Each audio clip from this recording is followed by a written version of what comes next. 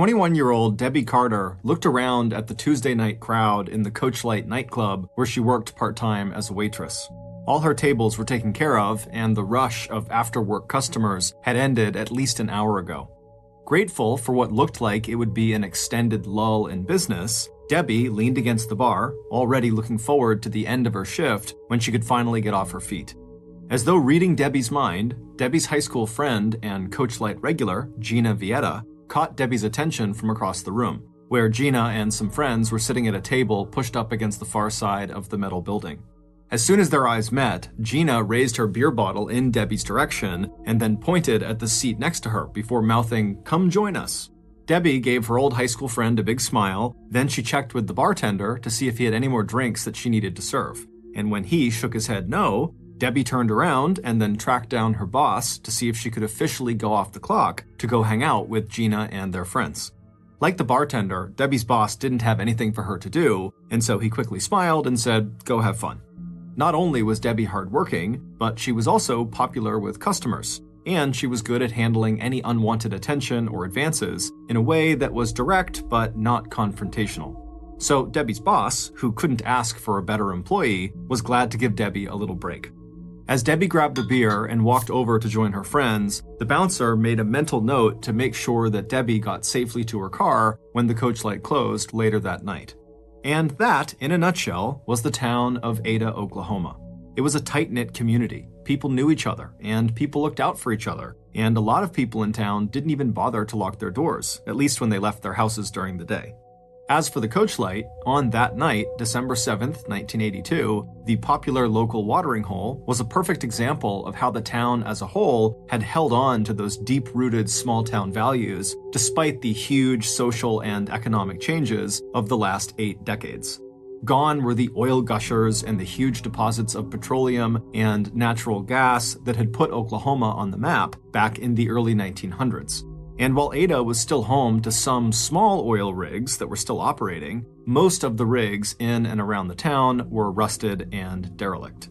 Since the 1950s, when Oklahoma started emptying out more oil and gas reserves than it was discovering, the town of 15,000 residents had mostly turned from oil to other industries that paid by the hour, like work on pecan farms and in factories and feed mills. But as the county seat of Pontotoc County and one of the larger towns in rural southeast Oklahoma, Ada was still busy.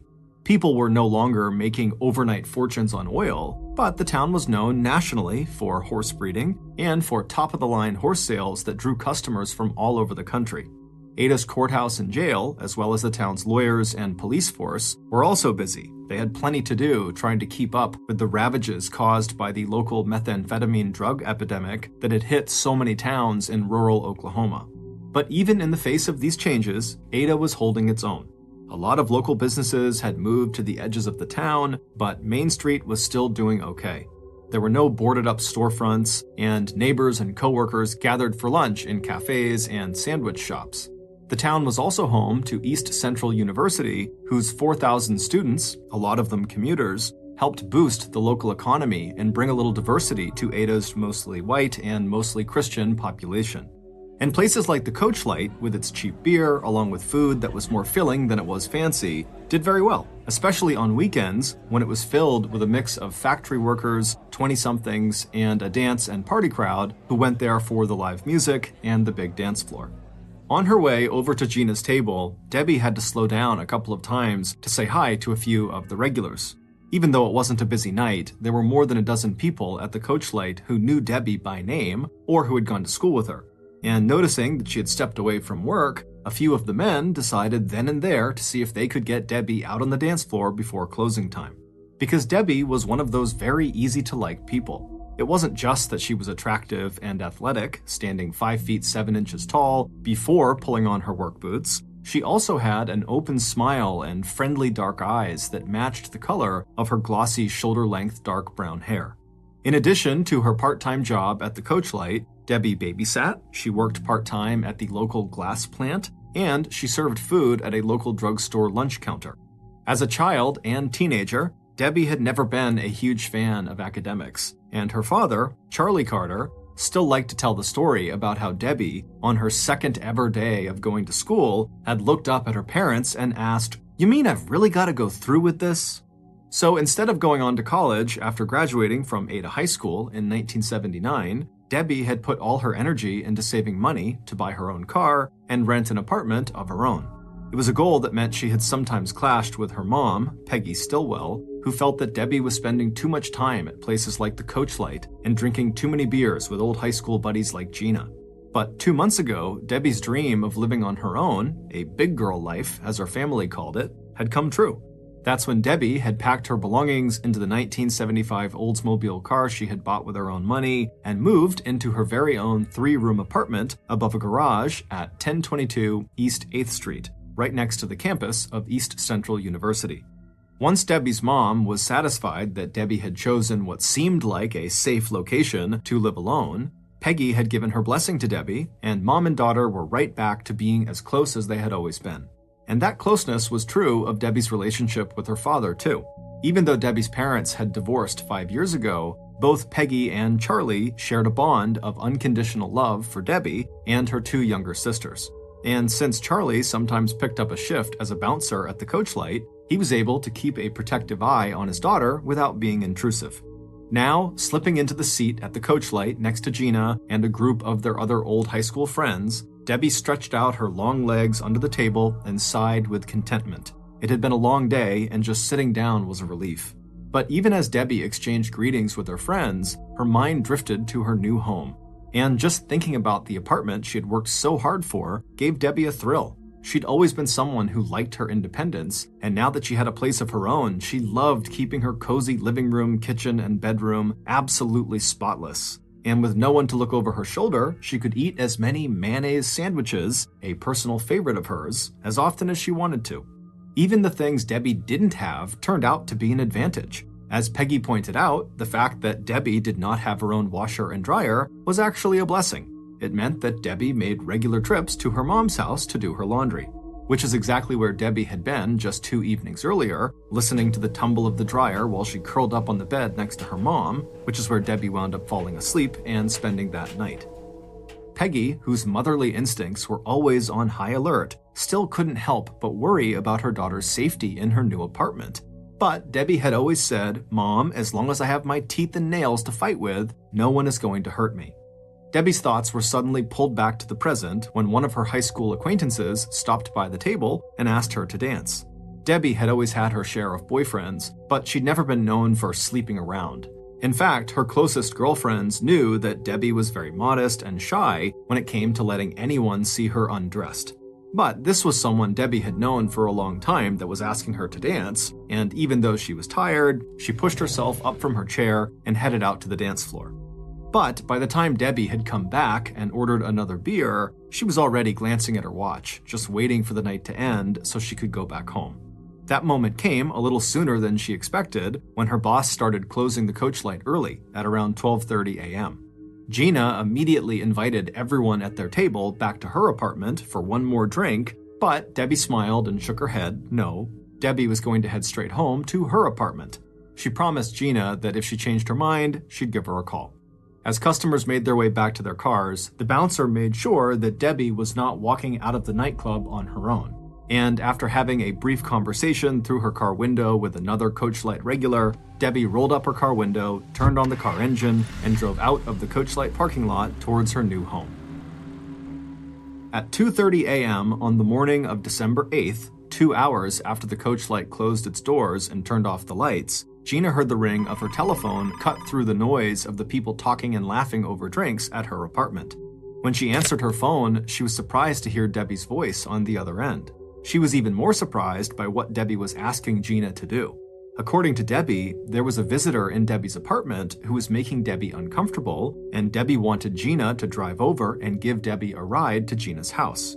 Since Debbie had her own car and could drive to Gina's house, the request made no sense to Gina, unless Debbie's visitor wasn't letting Debbie leave. Gina tried to ask Debbie who the visitor was, but their conversation was cut short by muffled noises on Debbie's end. Gina heard Debbie talking to someone, and then the sounds of what might have been a struggle over control of the phone. Gina didn't wait to hear anything else. She sensed something was wrong. Before hanging up the phone, Gina told Debbie that she would be there as soon as she could. But before Gina even made it out the door, her phone rang again, and again the caller was Debbie. But now Debbie sounded much calmer and told Gina not to come get Debbie after all and that everything was actually okay. Debbie did ask Gina to please give Debbie a call later that morning to make sure Debbie was awake. After hanging up the phone a second time, Gina's first impulse was to ignore Debbie's second call and just still drive over to her apartment to make sure she was okay. But by the time Gina had made it out to her car, she was already having second thoughts. Even though it seemed unlikely, if Debbie did have a man over for the night, Gina didn't want to barge in on them. And Debbie had seemed very emphatic on that second call, telling Gina not to come over. So even though Gina had almost reached her car, she slowed down and then reversed course. A few minutes later, she was back inside of her own apartment, where her friends that had come over were now starting to gather their coats and leave. When Gina woke up later that morning, she completely forgot to call Debbie and check in with her. At 11:20 a.m. on December 8th, that same morning, Donna Johnson headed up the narrow wooden stairway to Debbie's apartment on East 8th Street. An old high school friend of Debbie's, Donna now lived an hour away in Shawnee, but she was back in Ada for the day to visit her parents and to catch up with old friends like Debbie.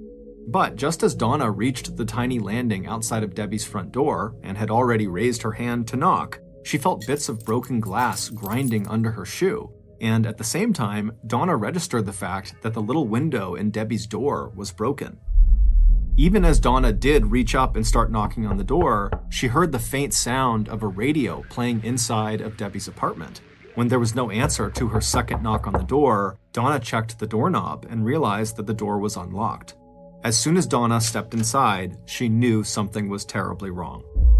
The living room in front of her was a mess. The sofa cushions were scattered on the floor, and strewn across the linoleum in the kitchen off to her side, Donna saw a woman's blouse and a pair of jeans. Even as Donna started to step past the mess towards Debbie's bedroom, she took in the sight of words scrawled in red on the living room walls and on the small white table in the kitchen. But nothing could have prepared Donna for what she saw next.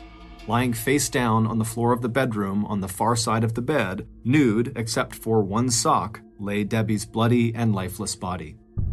The bed had been shoved away from the wall, and all the covers were pulled off of it. On Debbie's back, Donna saw more words written in red liquid. Stumbling backwards in horror, Donna suddenly realized that whoever had done this to Debbie might still be hidden inside of the apartment, and a minute later, Donna was clattering back down the stairs outside.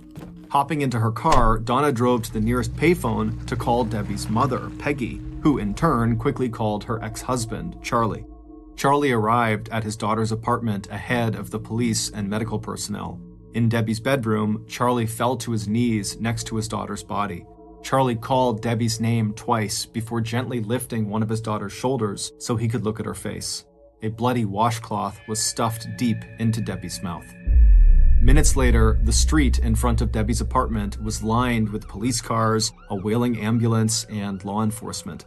Stepping into Debbie's apartment bedroom, Ada police detective Dennis Smith took one look at Debbie's body and knew that he had a brutal rape and homicide on his hands.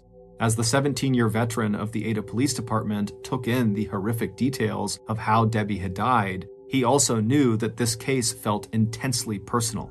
In addition to knowing Debbie's parents, Charlie and Peggy, Detective Smith's own daughter was good friends with Debbie's younger sister.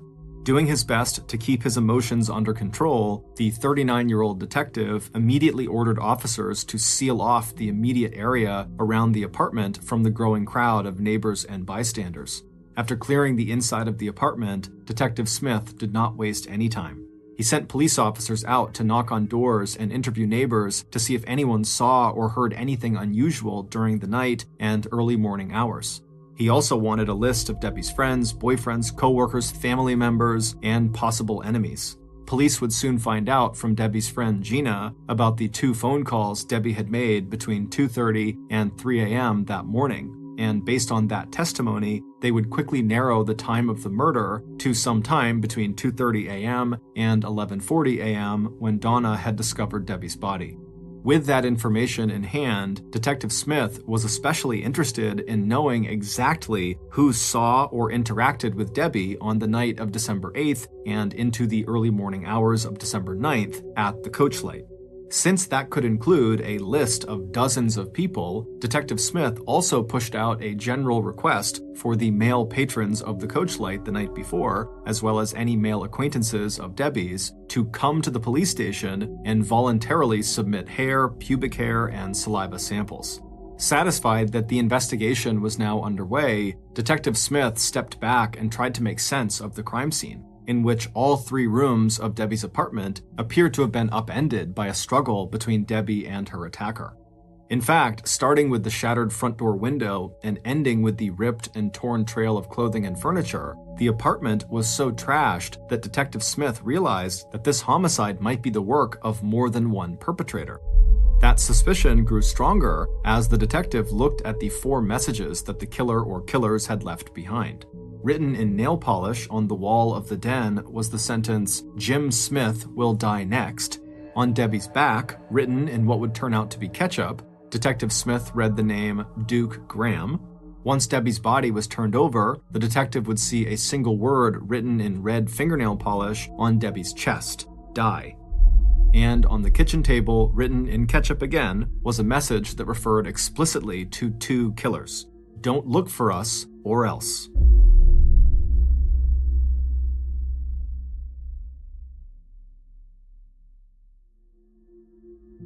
The names Jim Smith and Duke Graham were both familiar to Ada police. Duke was a local nightclub owner, and Jim was a local small-time criminal that Duke had once driven out of his bar with a shotgun.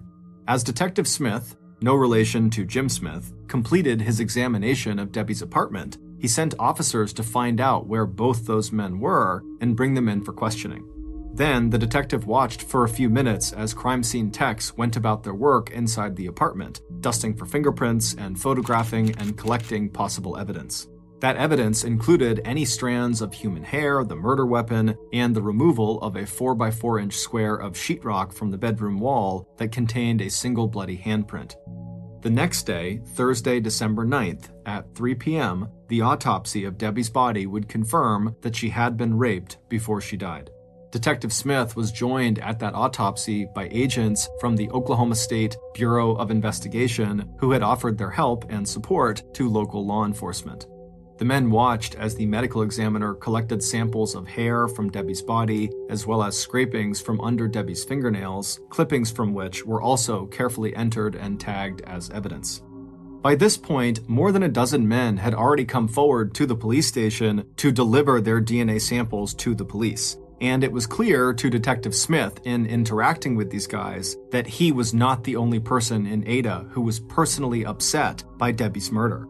One of the first people that police interviewed was a guy named Glenn Gore, who was one of Debbie's old high school classmates who had been with her at the Coachlight before she was killed. And he, like the other friends who had been with Debbie that night, was very shaken up and just could not understand who would want to harm Debbie. And over the next few days, police would hear testimony that sounded a lot like Glenn's. No one seemed to have any idea who would want to harm Debbie. And within days of the murder, police had confirmed that neither Graham Duke or Jim Smith could have been involved in the killing. Graham had an ironclad alibi, and Jim was locked up in state prison.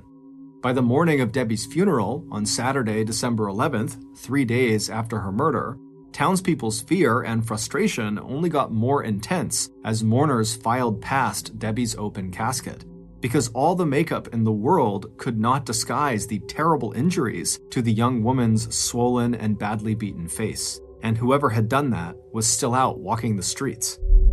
Meanwhile, investigators were frustrated by the fact that they had to wait for results from the state's crime lab. Investigators knew that a key piece of physical evidence in the case was the bloody handprint that had been collected from the wall of Debbie's apartment.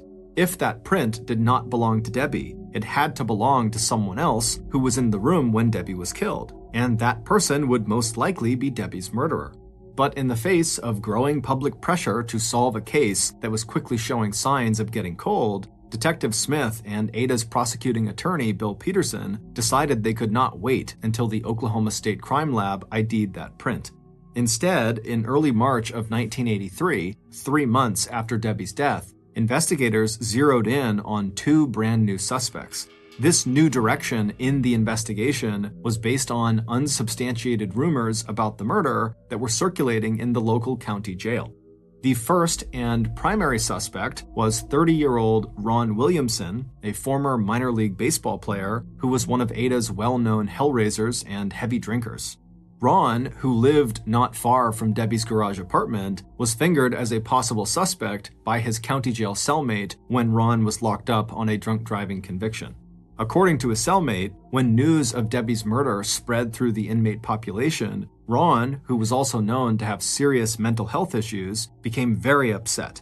The second suspect, a 23-year-old man named Dennis Fritz, who was new to Ada but who had been seen in Ron's company at some local bars, was a person of interest, mostly because police believed the murder had been committed by two men, and Dennis was one of Ron's few friends.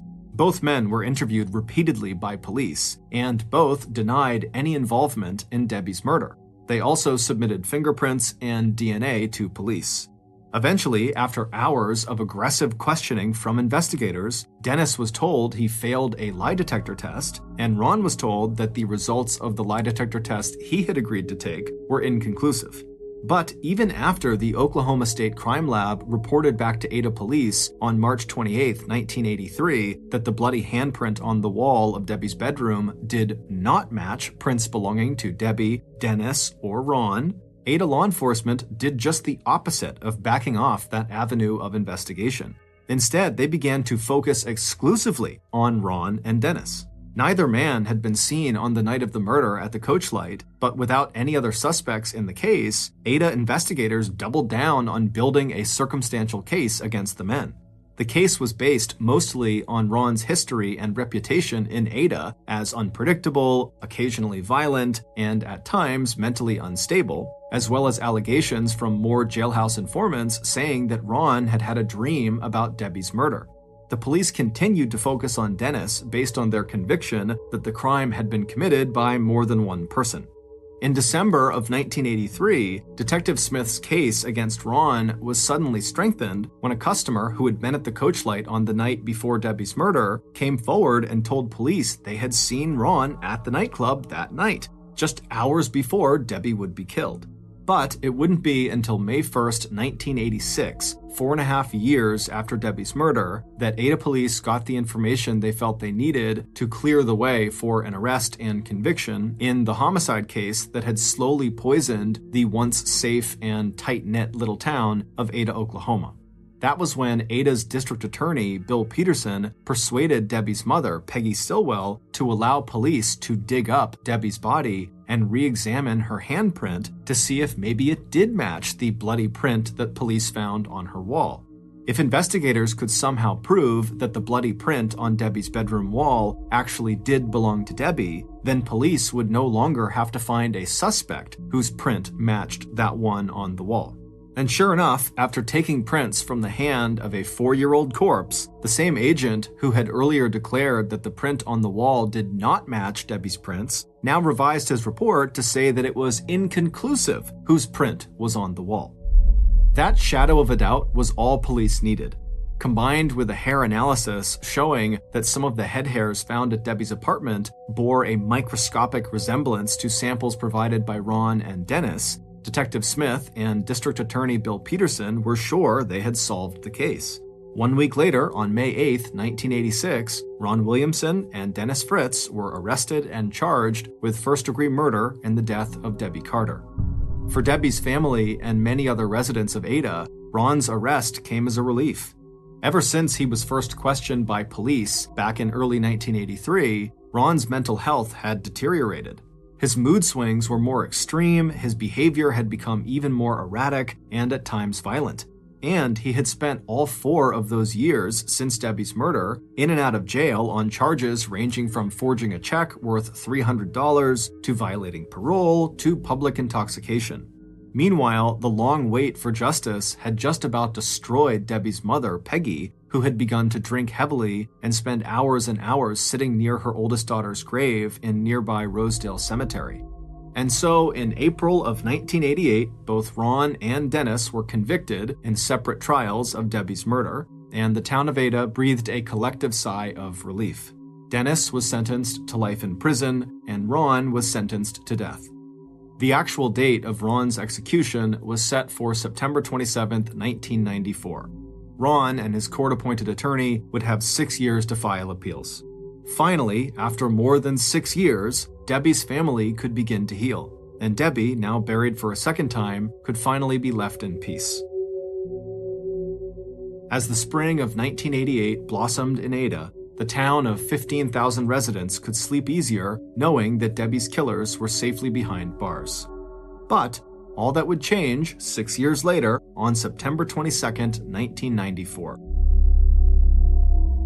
Exactly 5 days before Ron Williamson was scheduled to die by lethal injection, a federal appeals judge shocked Ada law enforcement by ordering a stay of execution. The ruling was based on an appeal by Ron's lawyer outlining violations of Ron's constitutional rights during his 1987 trial. But even though that same judge would eventually grant Ron's request for a new trial, the tip that wound up cracking the case of Debbie Carter's rape and murder wide open would have nothing to do with legal arguments about police work. In early 1999, while Dennis was still serving a life sentence and Ron was still in prison awaiting his new trial, Ada's district attorney, Bill Peterson, received a phone call with news so stunning it would place Ada at ground zero of a national media blitz that would reverberate throughout the town and the Oklahoma judicial system for decades to come. Based on that new information and follow-up work by local investigators and agents from the Oklahoma State Department of Investigation, here is a reconstruction of what really happened to Debbie Carter on the night of December 7th and in the early morning hours of Wednesday, December 8th, 1982. It was a slow night at the Coachlight nightclub, and 21-year-old part-time waitress Debbie Carter was grateful that her boss had let her go off the clock.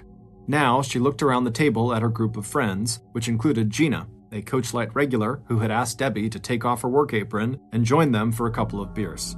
On her way over to Gina's table an hour earlier, Debbie had done her usual inventory of Coachlight customers. She'd waitressed at enough bars that it was second nature now to read the room for any signs of trouble from difficult or rowdy patrons. Town bad boy Ron Williamson was not there, and it had been weeks since his friend, Dennis Fritz, had stopped by. Ron was 8 years older than Debbie was, and all she really knew about him and his friend was that they liked to play guitar and that Ron had once been a very popular and promising kid who went on to play minor league baseball for the New York Yankees before an injury had ended his career. Debbie was glad Ron wasn't at the Coachlight. You serve him a couple of drinks and he could get loud and aggressive, and she'd heard that at least one woman back in 1978 had accused him of rape, although Debbie had also heard that those charges were eventually dismissed. But there was still one person at the Coachlight that night that Debbie wished wasn't there. She'd felt his eyes following her when she crossed the room serving drinks, and again when she had walked over to Gina's table. He'd even come over and asked Debbie to dance. She had agreed, they'd gone to school together and they had known each other for years, but when he'd gotten so persistent out there on the dance floor, pressing in way too close to her, she'd actually had to push him away and leave him standing out there alone. When the Coachlight closed early at 12:20 a.m., and Debbie had declined Gina's offer to go to Gina's place for one more drink, there her creepy dance partner was again. This time, he was insisting on walking her to her car out in the parking lot. Debbie had told Mike, the bouncer that night, that this was one of her high school classmates who actually kind of scared her. And when this classmate stood outside of her car and tried to talk to her through her car window, Debbie was glad to see Mike kind of slow down on his way to his own car to make sure Debbie was okay. Seeing her chance, Debbie waved at Mike and then rolled up her car window, turned on her car engine, and drove out of the parking lot, once again leaving her old high school classmate, her creepy dance partner, standing there all alone. Getting dumped like that did not sit well with Debbie's killer, but he knew where Debbie lived, and he'd made up his mind to drop by her place later that night. A few hours later, Debbie's killer was walking the last few blocks of the way to Debbie's new apartment on East 8th Street. He was relieved to see a light on in the rooms above the garage, and a few minutes later, he had walked up the set of wooden stairs to the small landing outside of Debbie's front door. When Debbie's face appeared in the small glass window, her killer took a step back and put on his most reassuring smile. He could see Debbie did not look happy to see him, but he made the most of her few seconds of hesitation, calling to her through the closed door that he just wanted to say hello. It was a cold night, please just let him inside for a few minutes. And just as he had hoped, Debbie did exactly that. Except that Debbie's killer did not leave after a few minutes. And when Debbie picked up the phone and called Gina and asked Gina to drive over and get Debbie and take her to Gina's house, it was all Debbie's killer could do. First, to interrupt the conversation before Debbie gave Gina his name, and then to persuade Debbie to call Gina back and say that everything with Debbie was okay after all. But the whole episode with the phone and Debbie's earlier refusal to have sex with him, which is what he wanted and what he'd come there for, made Debbie's killer very angry. Instead of leaving, which is what he'd just promised Debbie he would do, he waited until Debbie had turned away from him to show him to the door before grabbing her from behind and spinning her back around to face him. When the medical examiner conducted an autopsy on Debbie's body 2 days later, at 3 p.m. on the afternoon of December 9th, the catalog of wounds and injuries she had suffered, all inflicted before her actual death, told the story of the violent struggle between Debbie and her killer in the early morning hours of December 8th. Over the course of the assault, Debbie would be beaten, stripped, and raped. In trying to fight off her attacker, Debbie would sustain bruises, scrapes, and small cuts on her arms, hands, face, under her chin, and on the back of her head, along with bruises and bite marks inside her mouth and on her tongue. At some point, Debbie's attacker would shove a bloody washcloth down her throat, and there were traces of shampoo as well as ketchup left on her back and buttocks.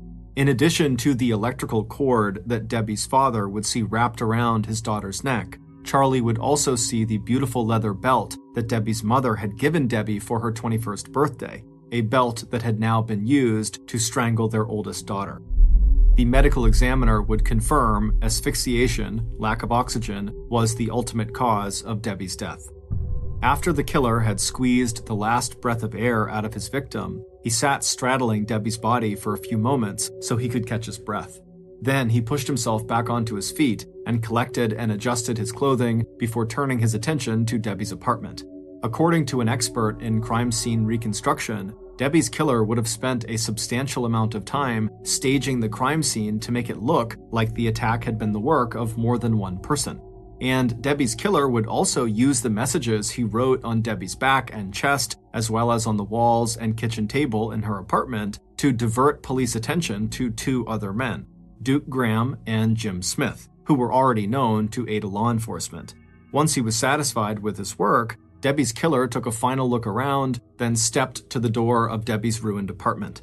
Before leaving, he carefully broke the glass window in the center of the door, so there were bits of glass both inside the apartment as well as outside on the landing.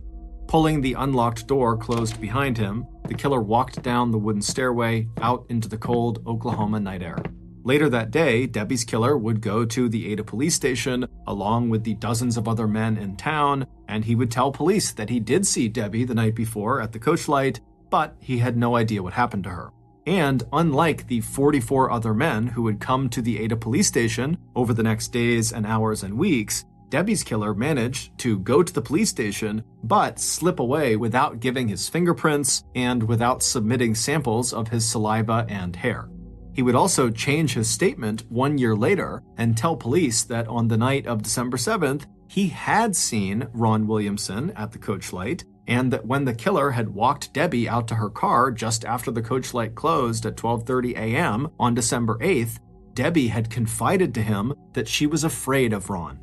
Later still, at Ron's trial in 1988, Debbie's killer would be the star witness whose testimony to that effect would help put both Ron and Dennis behind bars, Ron facing the death penalty and Dennis facing life in prison. It wouldn't be until April of 1999, 11 years after Ron and Dennis were convicted, that advances in forensic science and the real killer's own criminal history would finally catch up with him. Because even as Ron Williamson was filing the legal appeals that would result in a stay of execution just 5 days before he was scheduled to die and the granting of a new trial, Dennis Fritz had been working tirelessly to get a new analysis done of all the DNA evidence that had been collected at the scene of Debbie's murder back in 1982. And by early 1999, Dennis was finally successful. And on January 26th and 27th, new tests conducted by Laboratory Corporation of America showed that none of the semen samples collected at the crime scene and from Debbie's body matched samples given by Ron and Dennis. Later, tests on the 17 hair samples that had also been collected at the crime scene, including one strand with a hair follicle still attached, also excluded Ron and Dennis as Debbie's killer. Meanwhile, even though Debbie's killer had literally gotten away with murder on December 8, 1982, by 1987, he was behind bars serving a 40-year sentence for robbery, aggravated assault, and kidnapping. And in 1995, the state of Oklahoma began taking blood samples from every one of its prison inmates, analyzing DNA from those samples, and entering the DNA results in a brand new DNA bank. With recent advances in forensic science, law enforcement would run DNA evidence collected from crime scenes through that DNA databank to see if any inmates were connected to unsolved crimes. And in 1999, not only would the Laboratory Corporation of America run DNA tests that would clear Ron and Dennis of any involvement in Debbie's murder, they also ran tests against the Oklahoma Prison DNA databank that would identify Debbie's real killer. When Ada law enforcement were informed about the results of those tests, not only would Ron and Dennis be set free, but District Attorney Bill Peterson would have to prepare for a new murder trial and build a case against his own former star witness who had helped wrongfully convict Ron and Dennis 11 years earlier. But before police could charge their new suspect in the 1982 murder of Debbie Carter, this case took one more unbelievable twist. Around noon on the day that Ron and Dennis finally walked out of prison as free men and drew their first breath of cool and fresh Oklahoma spring air, Debbie's killer quietly slipped away from his prison work detail in the town of Purcell, 50 miles north of Ada. Pulling off his prison work shirt, Debbie's old school classmate, Glenn Gore, the same Glenn Gore who had been the first to go to Ada police and give them his testimony and say, "Oh my goodness, I can't believe this happened to Debbie, who would do this to her?" That Glenn Gore melted into the nearby woods close to the ditch he had been cleaning, and when police arrived at the Lexington prison where he was serving his 40-year sentence, they found that Glenn had escaped. 6 days later, Glenn turned himself in on condition that his return to prison would not be handled by Ada law enforcement. In the days and weeks that followed the release of Ron and Dennis, Detective Smith and District Attorney Bill Peterson would be completely discredited in the local, state, and national press for their mishandling of Debbie's murder investigation. It would take 2 trials, but on June 24, 2006, 45-year-old Glenn Gore would be convicted of first-degree murder in the 1982 death of then 21-year-old Deborah Carter, and he would be sentenced to life in prison without the possibility of parole. Ron Williamson never recovered from his ordeal in prison and on death row. Although he and Dennis both received an undisclosed amount of money in damages for their wrongful conviction, Ron's mental and physical health just kept getting worse. After giving most of his money away, Ron died in a nursing home in December 2004. He was only 51 years old. Dennis Fritz would return to Kansas City, where he would go back to teaching school and living with his daughter, but in 2016, he would suffer a debilitating head injury in a car accident. Detective Dennis Smith would die of a sudden, unexpected heart attack in June of 2006, just weeks after being called to testify in Glenn Gore's murder trial. In 2014, Debbie's mother, Peggy Stillwell, would write a letter to Glenn Gore begging him to tell her why he killed her daughter. Unfortunately, Glenn never wrote back. Thanks to author John Grisham, whose 2006 nonfiction account of the story, The Innocent Man, was an invaluable source of information in creating this episode. Please see our source list for links to other related material. In 1971, a 19-year-old Irishman named William began studying physics and computer science at a university in Belfast, Northern Ireland. While he was certainly smart enough to complete the 4-year degree, after 1 year of being in the school, he decided to drop out because he felt like this was not the path he wanted to be on. So he moved back home to a town about 30 minutes north of Belfast, where he got a job as a forklift driver and truck driver for the Guinness Beer Factory. And while he loved this job, he still felt like this was not the path for him. He needed to do something more with his life. And so he decided he would pursue what two of his siblings had gone on to do, which was to become a school teacher. He had always admired his school teachers growing up, and he idolized his two siblings that had become teachers, and so it felt like the right fit.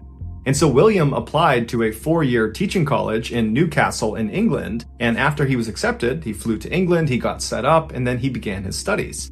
The first year was great. He loved what he was doing, he did feel like this is the right fit, and he was getting good grades, everything was going exactly to plan. But then year 2 happened, and everything went off the rails. A requirement to graduate from this 4-year teaching college was all the aspiring teachers starting in their second year had to go teach real students real lessons. They basically had to go to high schools and elementary schools and fill in for the real teacher and give a real lesson. And they were scored on their ability to do that. But all the aspiring teachers knew that when you gave these real lessons to real students, what really ended up happening was the students did not take the aspiring teachers seriously. They viewed them as kind of like substitute teachers, and so they didn't respect them and they didn't listen to them. And so typically, these real teaching sessions just turned into the aspiring teachers desperately trying to calm down their pupils long enough to get them to listen to their lesson plan for just 1 second. But normally it didn't work out, and before long the day was over and nothing was really accomplished. So in William's second year, when it was his turn to go over to a high school and administer his lesson plan, he went over there knowing what he was up against. He did not really expect it to go well, but he decided he would go in there with a positive attitude and he would try to do his best. But as soon as he walked into his classroom, he immediately could tell he was going to be overwhelmed. Everybody's standing up and talking amongst themselves, and they turn around and they see William walking in, and they have this moment of realization that their real teacher is not going to be teaching them that day. It's going to be this substitute, William, and they all kind of gleefully began laughing and joking, and they just turned their backs on William and kept talking amongst themselves. And so William goes inside, he puts his stuff on the desk, and he attempts to get the class to listen to him by saying, "Hey everyone, come on, sit down, time to listen up, I'm your new teacher for the day." But the kids just were not listening. And so finally, William, who was a really big guy, he was 6'4", he was in great shape, he kind of postured himself and then yelled at the class, "Sit down right now." And at this, the class did turn around and looked at William and kind of sized him up, and most of them decided, okay, it's time to sit down. And so 99% of the class goes quiet and sits down, except for one kid. It was this 15-year-old boy who was at the back of the room, and he was standing up, defiant, with his arms crossed, staring at William with a smirk on his face. And all around him, all his cronies were sitting down, looking up at him, laughing, and kind of looking up at William and laughing at him, knowing that a confrontation was about to ensue.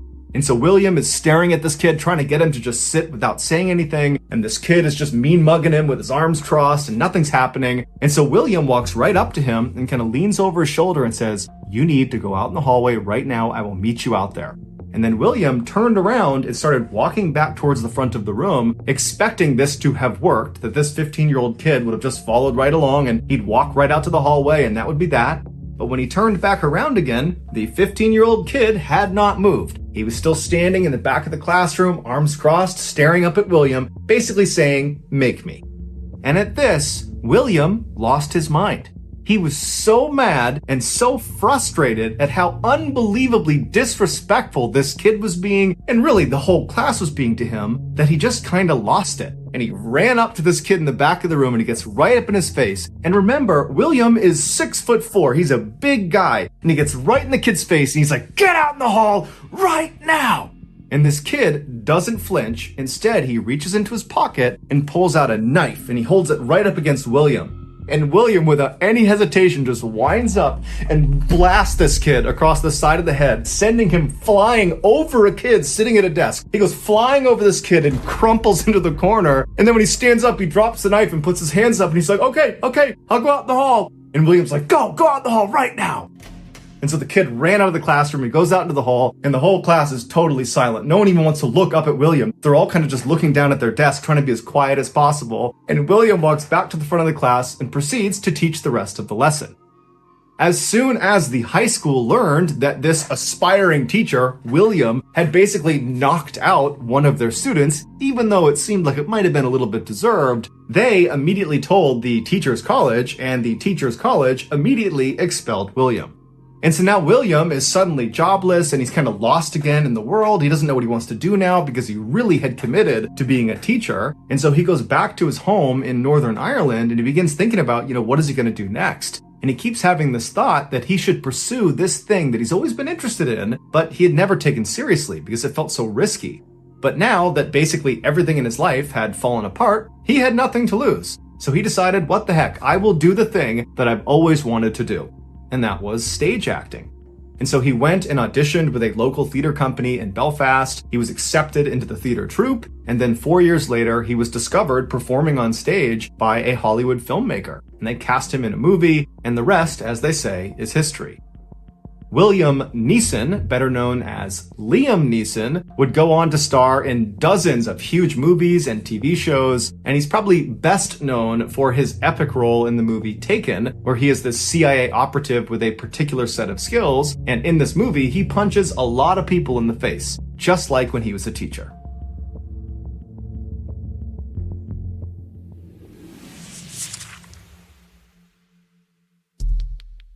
Our next story is called Crash.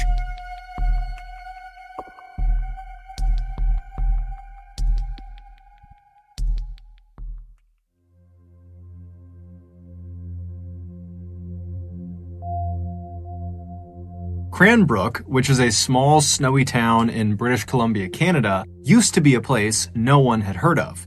Then Isaiah Otieno changed that. In 2006, an 18-year-old smiling young man named Isaiah Otieno stepped off of a plane in Cranbrook and began making his way toward the baggage claim. As he walked, everyone in the airport stopped and stared up at him. Isaiah was 6'9" tall, and he was from Kenya, making him easily one of the most unique people in all of Cranbrook. Isaiah, who was the son of a Kenyan politician, had worked really hard to earn his slot at the local university, called the College of the Rockies. His plan was to use that degree to get a great job so he could help support his family back in Nairobi. Not long after the first semester of Isaiah's freshman year had started, he was not only flourishing academically, but also socially. His big smile and his charm and his incredibly good manners had earned him many friends as well as the nickname the Gentle Giant. But the person Isaiah most closely bonded with while he was in Cranbrook was another student named Isaac Hockley. Isaac, in addition to being a student at the College of the Rockies, was also a passionate photographer and actually worked part-time for the local newspaper as a freelance photographer.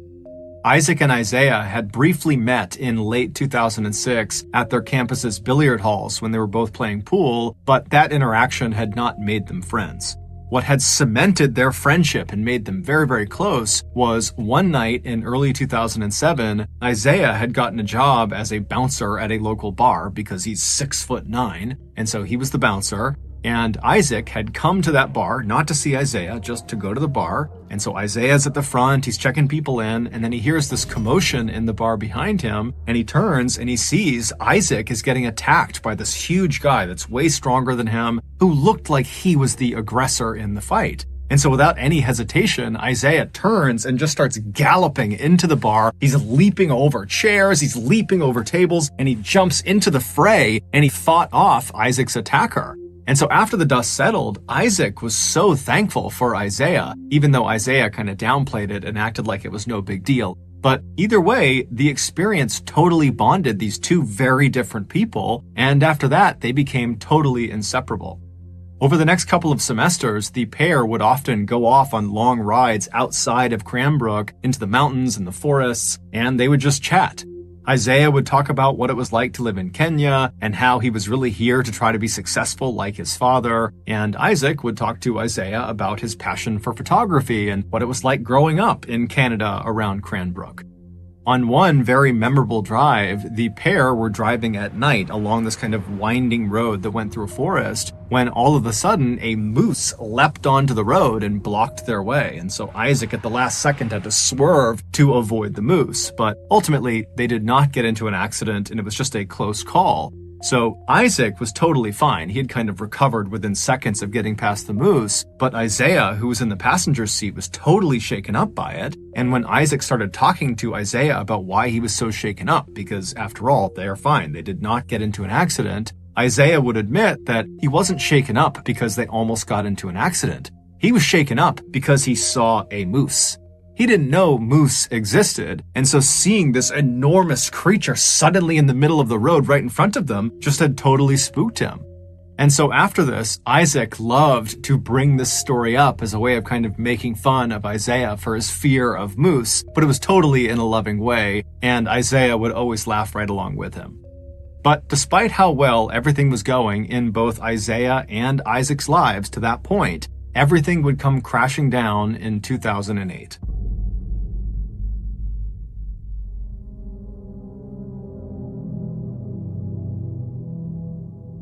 On May 13th, 2008, so 2 years after Isaiah showed up in Canada, Isaac got a phone call from his employer, the local newspaper, who told him he needed to head into town to take some pictures of a crash that had just happened. A helicopter had been flying over Cranbrook conducting a power line survey when they had lost power and crashed. And all three people, the pilot and the two people in back who were actually doing the survey, they all died on impact. Isaac, like everybody else who heard about this, was totally shocked. One, because it was totally tragic and horrible, but two, because nothing ever happened in Cranbrook. So to have something so big like this happen right downtown was just unheard of. And so Isaac hopped in his car and he began making his way towards the crash site. And it didn't take long before he saw this massive ring of people right at the intersection between 10th and 14th Street. They were all on the sidewalk and up on buildings, and everyone's just looking in towards this massive mound of jagged metal that was on fire, and all this black smoke was coming off of it. And there's ambulances nearby and police, and the fire department was there, and they're trying to put out the flames, but they can't do it. And so Isaac parks his car and he rushes over to this ring of people and he works his way towards the front. He pulls out his camera and he began taking pictures, first of the wreckage and the fire, and then also of the police as they put tarps over the bodies.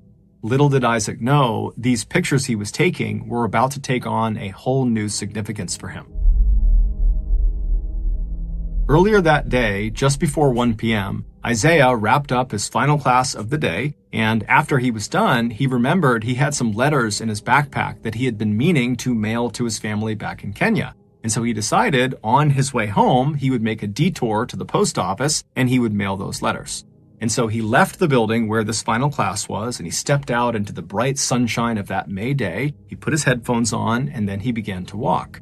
At about 1:05 p.m., he arrived at the post office and he went inside just long enough to put his letters in the mail slot, and then he headed back outside. 1 minute later, at 1:06 p.m., as he was crossing 10th Street, the helicopter above lost power and crashed directly on top of Isaiah. Within seconds, he and the three people on board the helicopter would all be dead. It's believed because Isaiah was listening to music on his headphones, he didn't even hear the helicopter as it was crashing down. He was just walking, and then he was dead. It was a total freak accident. It wasn't until later that day that Isaac would realize the pictures he had taken of this scene included pictures of his friend.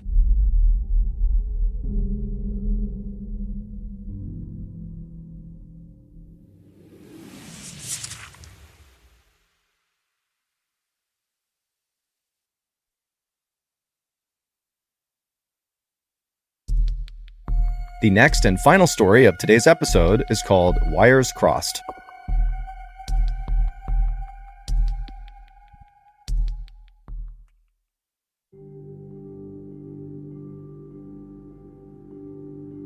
At around 5:30 p.m. on the evening of August 12, 1944, a young American military pilot named Joe walked out of his quarters on his base in England where he was stationed.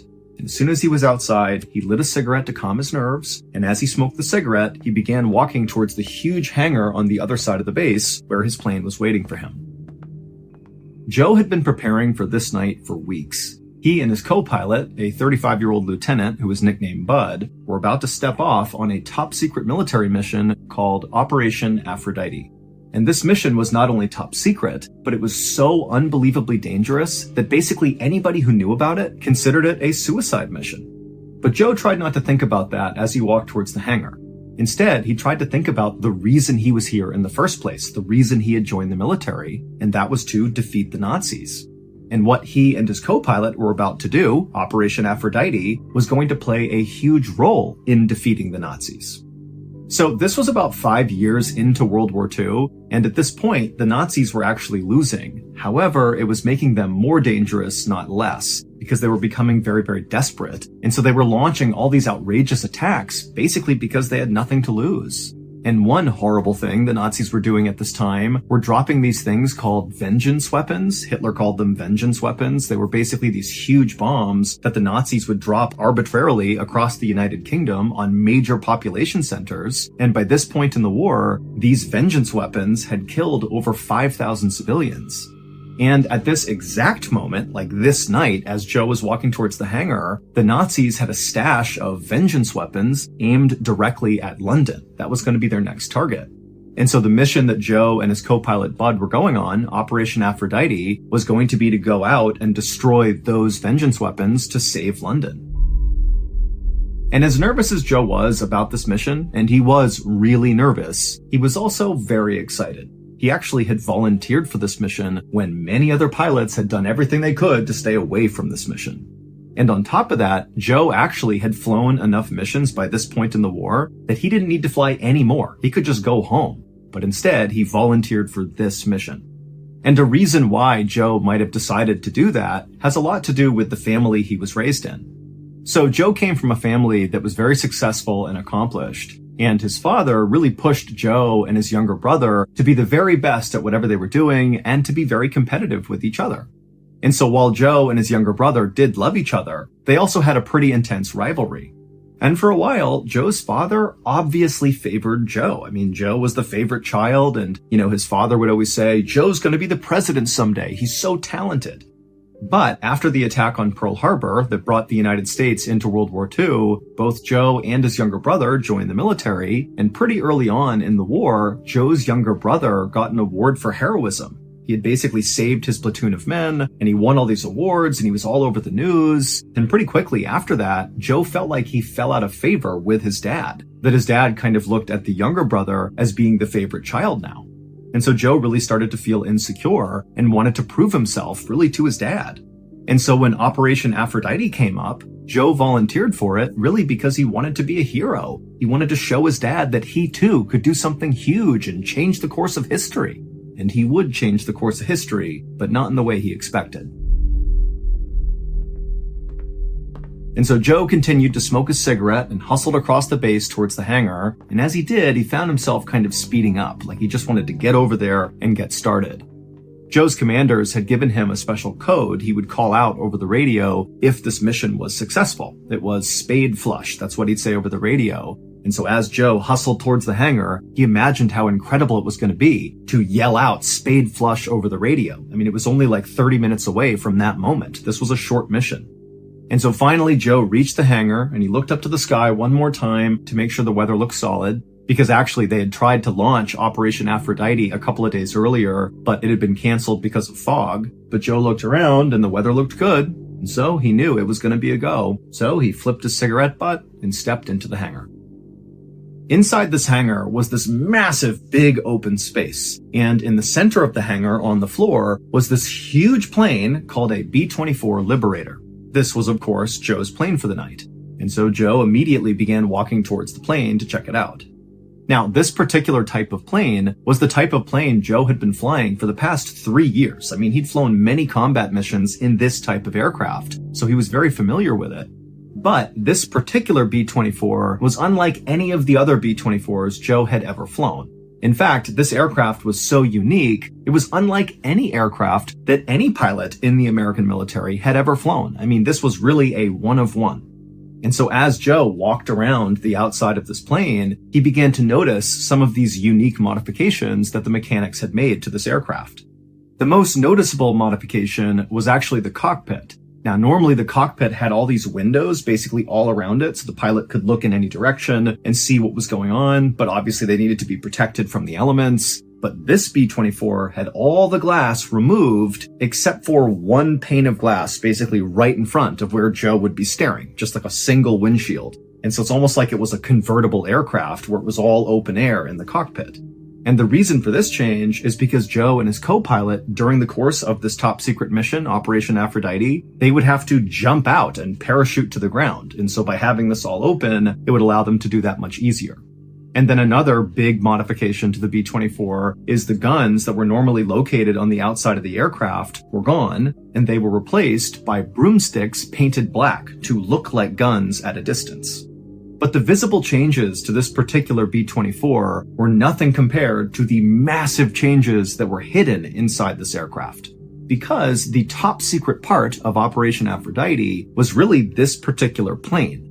The plane was not really a plane, it was more like a huge flying bomb. The military's mechanics basically hollowed out the entirety of this plane, removed everything inside of it that was not absolutely vital, and they replaced it with explosives. 10 tons of explosives. Like, this is an unbelievable amount of explosives. A few minutes later, at around 5:55 p.m., Joe and his co-pilot Bud, who by this point had come into the hangar, finished doing their exterior inspection of the aircraft, and then they climbed into the cockpit, with Joe taking a seat in the pilot's seat and Bud sitting in the co-pilot's seat.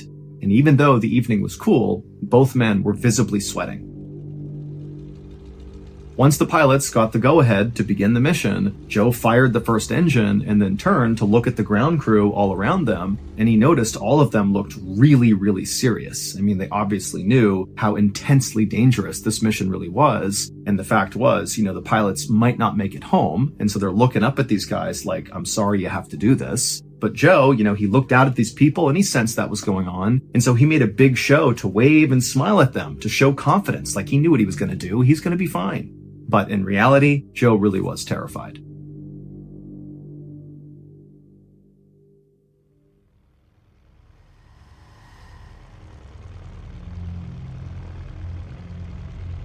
By 5:59 p.m., Joe had all 4 propellers spinning on the aircraft, and so he released the brake and began taxiing out to the runway. And as they bumped along, Joe and Bud became really aware of just how heavy this aircraft was from all the explosives. I mean, every bump, this plane is lurching up and down and really creaking and making lots of noises. I mean, this was sketchy. Finally, Joe went full speed ahead, and he and Joe went tearing down the runway, and at some point, the plane did get lift, and it took off into the air. And then just up ahead of him were 6 other planes that had just taken off moments before, who were going to escort Joe and Bud to their target area. Once Joe got the plane to its cruising altitude, he and Bud kind of relaxed for a second and began preparing themselves for what was going to happen next. They had about 15 minutes of just kind of casual flying before the real work of this mission began. The vengeance weapons that Joe and Bud were going out to destroy as part of Operation Aphrodite were located about 120 miles south, just outside of this little town in the very northern tip of France. But destroying these weapons would not be as simple as just Joe and Bud flying over top and releasing all their explosives and flying back home. Because the Nazis had buried these vengeance weapons deep inside the hills in this town in northern France. And so regular bombs wouldn't touch these vengeance weapons. They had to do it a different way. And the way they were going to do it was Joe and Bud were going to fly their plane directly into the hills. And the way they would do this is they would fly their plane as close to the target area as possible, at which point one of the other pilots that were in the escort planes would take remote control of the B-24 flying bomb. And then once they had remote control, Joe and Bud, who no longer needed to do anything, they would jump out and parachute to the ground. And then the pilot who was remotely flying this now vacant B-24 flying bomb, they would just set it on autopilot to crash into the hills. At around 6:15 p.m., just as the English Channel came into view, Joe toggled a switch on his control panel, and then after he did, he and Bud kind of held their breath for a second to see what would happen. And then a couple of seconds later, the plane kind of shuddered for a second and then leveled out. And then a call came over the radio from one of the pilots who were in the escort planes telling Joe and Bud that they had just successfully taken remote control of the B-24. So at this point, Joe and Bud are no longer flying the aircraft. They're just sitting inside of this flying bomb. Now, there were only two things left for Joe and Bud to do before they could bail out to safety. They would need to arm the plane, so basically arm the explosives and make them ready to detonate. And then after that was done, they would need to call out over the radio, spade flush, the code Joe was given, which would signal to everybody else that the plane was ready and Joe and Bud were jumping out. And so once Joe and Bud nodded to each other and kind of acknowledged that, okay, we're going to do the last bit of this mission, Joe turned around in his seat and he looked at this control panel that was right behind him, and on this panel was the arming switch. And so once Joe flipped this, he and Bud would have a very short window of time to safely escape the aircraft. And so it was kind of like, flip it, make the radio call, and get the heck out of there. But Joe and Bud had trained for this moment over and over and over again, so they were ready. And so eventually, Joe flipped the switch, grabbed his radio, and called out, spade flush.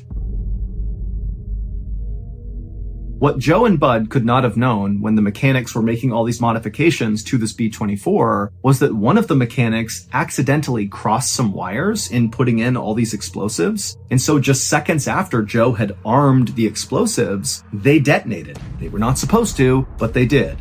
And so Joe and Bud were killed basically a fraction of a second after calling out spade flush. But it would turn out the catastrophic failure of Operation Aphrodite had no impact on World War II. In fact, Operation Aphrodite should never have happened in the first place. It was totally unnecessary. What Joe and Bud and the rest of the American military didn't know at the time was 5 weeks earlier, the British Royal Air Force dropped a whole bunch of ground-penetrating bombs all across those hills in northern France, and they destroyed all of the vengeance weapons. So when Joe and Bud took off on this doomed mission, there was no threat to London. None.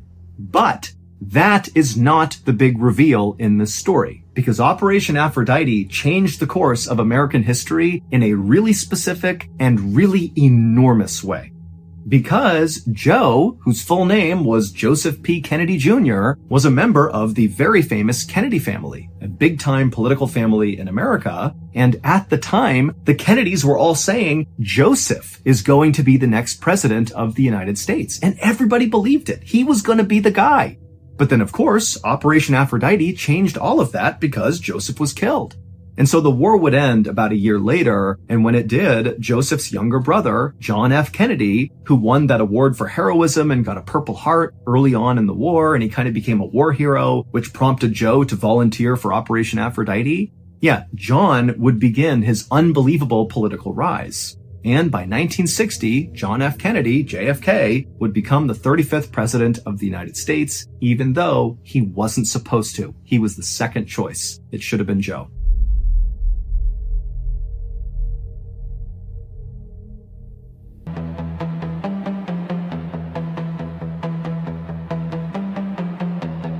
All the walls are breathing slowly.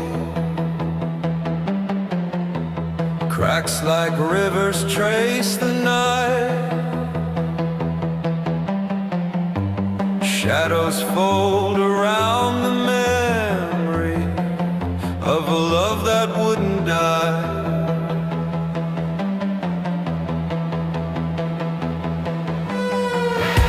I hear your name inside the static,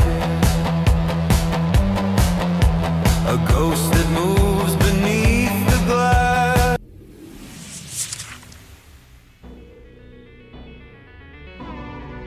Thank you for listening to the MrBallen's podcast. If you enjoyed today's stories and you're looking for more bone-chilling content, be sure to check out all of our studio's podcasts, not just this one, but also MrBallen's Medical Mysteries, Bedtime Stories, Wartime Stories, and Runful. Just search for Ballin Studios on any podcast platform, and you'll find all of them. If you want to watch hundreds more strange, dark, and mysterious stories, just head over to our YouTube channel, which is just called MrBallen.